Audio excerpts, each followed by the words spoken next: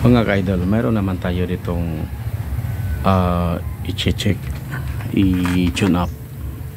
Ito ay Skygo 125.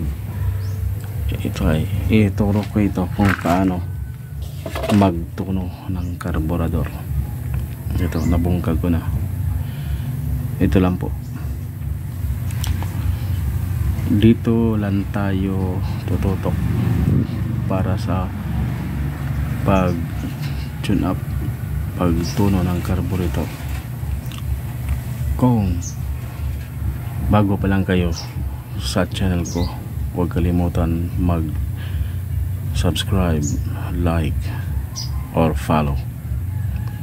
Maraming salamat. Ito lang ang gawin natin. Ating itutuno ang ating carburetor. Ito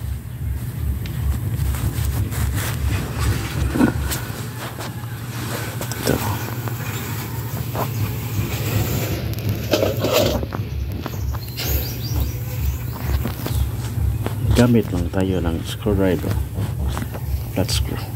Yan. Flat screw. Ito lang ang ating gagawin, natin likutin. Ito kailangan na nakalak ito lahat. Higpitan nyo. Yan, higpitan nyo mabuti. Okay, nakahigpit na. Ito ay para sa TMX 155, TMX 155, at ito ay pwede rin sa Skygo 125. Ito, umpisa na natin. Ganyan siya. Ang iyang tununan ay nasa sa baba. Ito, kaya ito lang ang ating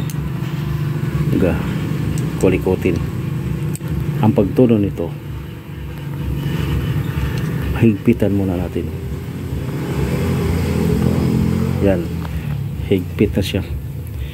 Ito ay nakatingin dito. Yan, higpit na siya. Ang pagtuno nito ay ganito. Subaybayan nyo ang kamay ko. Atin siyang puluagan. 1/2, 1 and 1/2,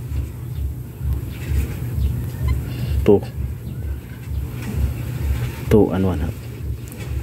Yan, dito lang tayo taman sa 2 and 1/2 para hindi malakas sa gasolina. Okay, ito na. Kung nagustuhan nyo ang video ito at nakatutulong sa inyo para kung sino man ang may mga motor dyan ay hindi na kayo pupunta sa mga mekaniko, ito lang ang gagawin nyo. At maraming salamat.